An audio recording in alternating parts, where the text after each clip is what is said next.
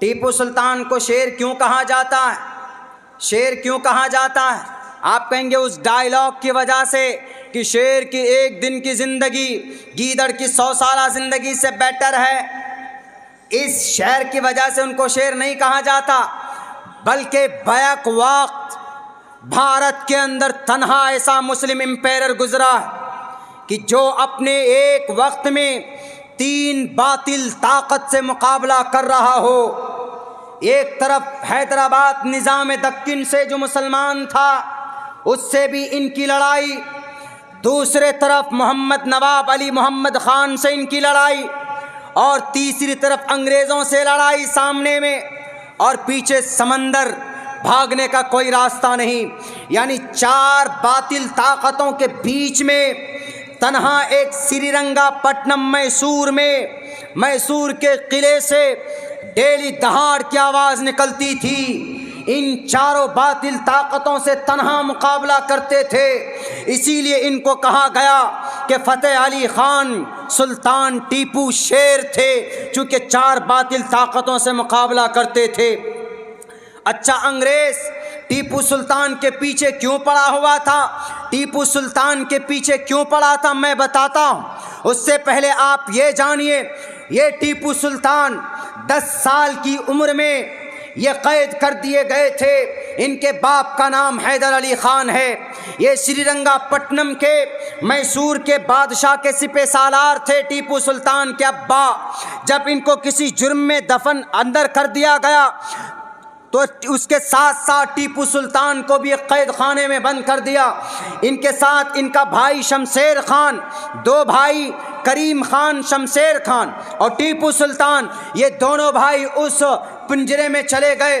لیکن ٹیپو سلطان عقل مند تھا، اس نے ایک پتھر لے کر، ایک لوہے کو لے کر لوہے کے راڈ کو کاٹنا شروع کیا۔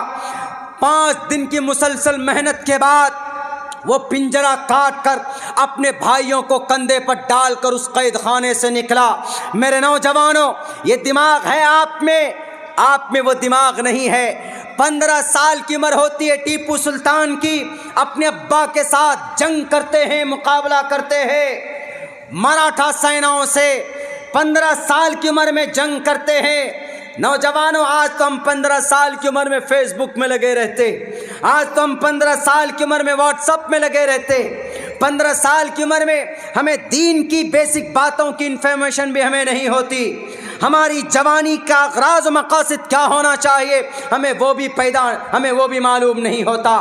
ٹیپو سلطان کے ابا کا انتقال ہوتا، ٹیپو سلطان میدان میں آتے ہیں اور انگریز کہتا ہے ٹیپو سلطان تم ہمیں یہ میسور دے دو۔ میسور اس وقت سپر پاور تھا، چونکہ گرم مسالے کی کھیتی وہاں پر ہوتی تھی، فیکٹریاں لگائی گئی تھی، اسی لیے انگریز کی نگاہ ٹیپو سلطان پر تھی۔ نظام دکن کو انگریز نے خرید لیا اور نواب محمد علی خان کو بھی خرید لیا، یہ سارے لوگ غلام بن گئے انگریز کے۔ ٹیپو سلطان ایک صرف بادشاہ نہیں تھا۔ آج جو ٹیپو سلطان کی اتہاس کو غلط بنا کر پیش کرتے ہیں RSS والے، RSS والو آؤ ایک طرف تم کھڑے رہو، ایک طرف عبداللہ سالم ٹیپو سلطان کی صحیح اتہاس کو پیش کرے گا۔ ٹیپو سلطان وہ تھا جو غریب بہنوں کی عزت و آبرو کی حفاظت کرتا تھا، ٹیپو سلطان وہ تھا جو غریبوں کو کھانا کھلاتا تھا، ٹیپو سلطان وہ تھا جو اپنے علاقے میں گھوم گھوم کر اگر کوئی مندر کہیں پر ٹوٹا ہوا ہے تو اس کا نرمان کرتا تھا۔ ٹیپو سلطان مسلم پرست نہیں تھا، ٹیپو سلطان بھارت پرست تھا، ٹیپو سلطان قرآن پرست تھا، قرآن کی تلاوت کرتا تھا، لیکن قرآن کے آدھار پر کسی کے اوپر ظلم زیادتی نہیں کرتا تھا۔ آج تو پوری دنیا میں بھارت میں RSS والے اس کے دشمن ہیں کہ ٹیپو سلطان نے دشمنی کی، نہیں کی دشمنی۔ جب انگریز نے کہا کہ ٹیپو سلطان ہم تمہیں آفر کرتے ہیں تم ہمارے ساتھ مل جاؤ، نہیں تو تمہاری اینٹ سے اینٹ بجا دی جائے گی، ٹیپو سلطان نے کہا کہ انگریز مشرک کی اولاد، اپنے رب کے نافرمان، میں تم سے ڈرنے والا نہیں ہوں، تم کو جو کرنا ہے کرو۔ میرے بھائیوں، انگریز نے چڑھائی کی اور انگریز نے خرید لیا کس کو؟ میر صادق کو، جو ٹیپو سلطان کا کون تھا؟ وزیر اعظم تھا، ٹیپو سلطان کا سپہ سالار تھا۔ میر قمر الدین کو، اس کو خرید لیا، میر معین الدین کو، اس کو خرید لیا۔ یہ لوگ ہاتھ ملائے انگریز سے جا کر۔ میرے نوجوان ساتھیوں، میرے مسلمانوں، 4 مئی کا دن ہے، فجر کی نماز پڑھتے ہیں، قرآن کریم کی تلاوت کرتے ہیں۔ ٹیپو سلطان 1 گھنٹہ قرآن کریم کی تلاوت کرتے۔ ان کی زندگی کا معمول تھا تہجد کی نماز پڑھتے اور فجر کی اذان کا انتظار کرتے تھے۔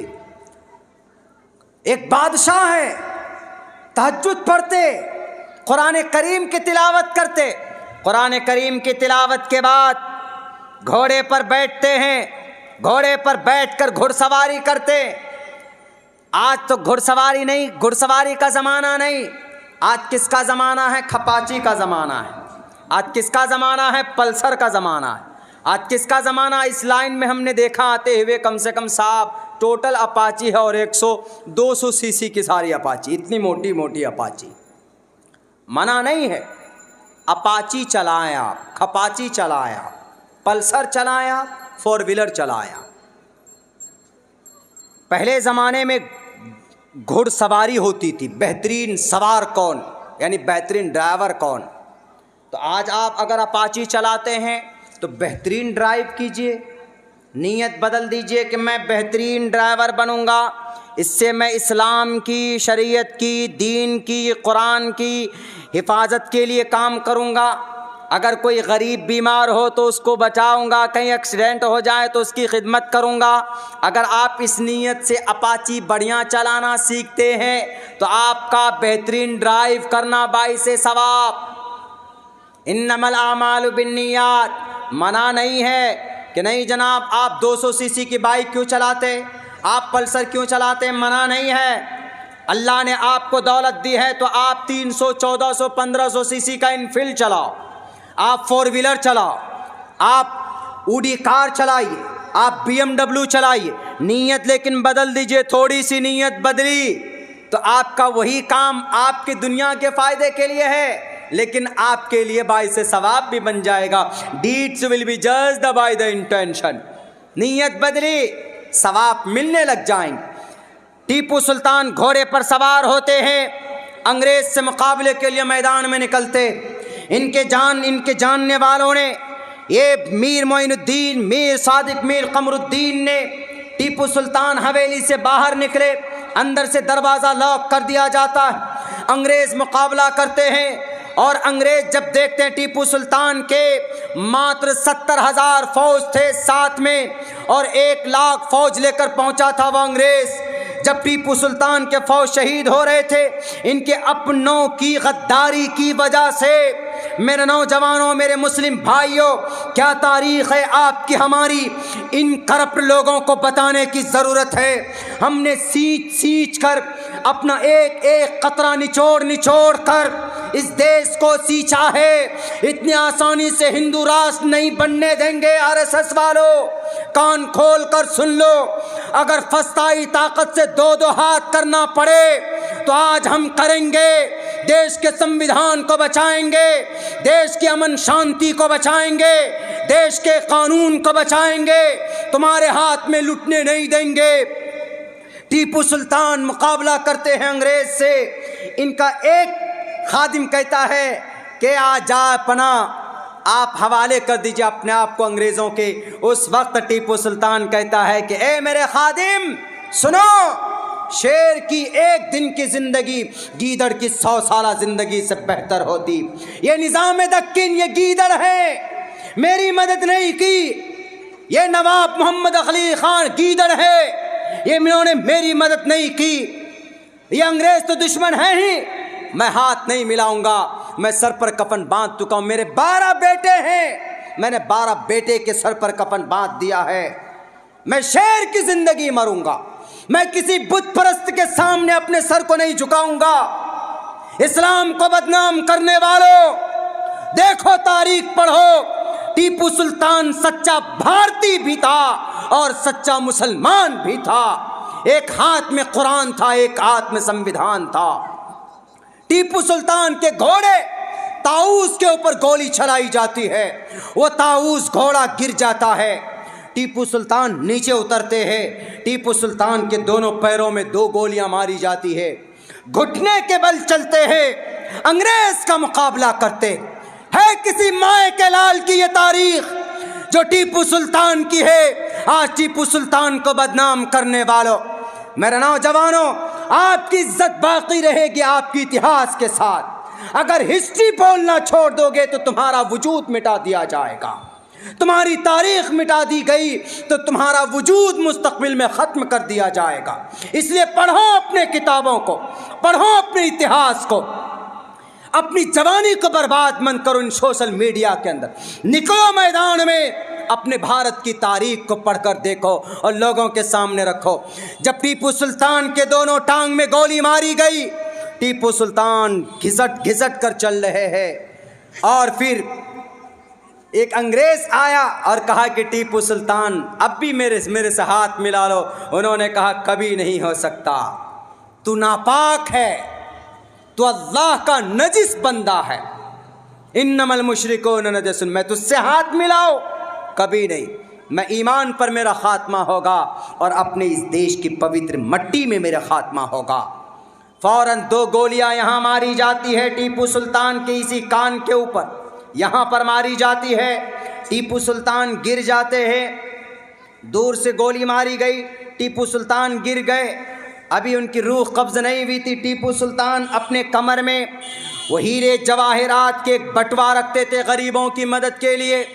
एक अंग्रेज़ फ़ौज ने देखा, उन्होंने देखा कि ये हीरे का बटवा है, मैं ले लूँ, करोड़ों रुपए हाथ आ जाएंगे।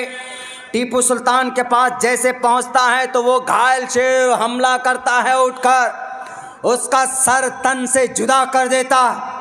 5 घंटे तक टीपू सुल्तान पड़े रहे, मरा हुआ शेर, लेकिन किसी भी अंग्रेज की हिम्मत नहीं हुई कुछ टीपू सुल्तान के बॉडी को टच करते।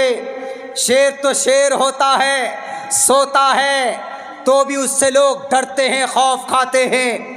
5 घंटे के बाद जनरल हॉर्स ने किसी को भेजा, जाओ ये शेर कहीं फिर दोबारा तो किसी का सर कलम न कर दे, जाओ जाकर उनकी मट्टी से, उनके बदन से निकलने वाले खून से भारत लिखा हुआ था। लोगों, देश की मट्टी को रंगीन कर गए, लेकिन देश से वफादारी का सबूत दे कर गए।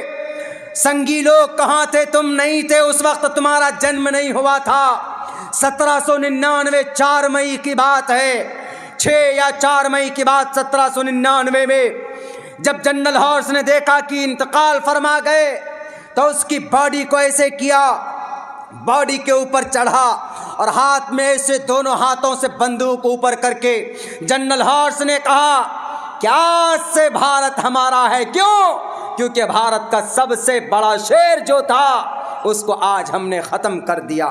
अंग्रेज के गुलामों, आरएसएस बजरंग दल के चेलों, जब तक टीपू सुल्तान रहा, कुरान पढ़ने वाला रहा, सजदा करने वाला था, तो अंग्रेज की हिम्मत नहीं थी कि इस देश के ऊपर कब्जे का ऐलान करते। जब उनका इंतकाल हुआ तो उन्होंने इस देश पे कब्जे का ऐलान किया। ये तारीख है टीपू सुल्तान के, मेरे भाइयों, मेरे साथियों, हमें और आपको मालूम नहीं। अब फिर घूम कर वहीं चलते, कहाँ?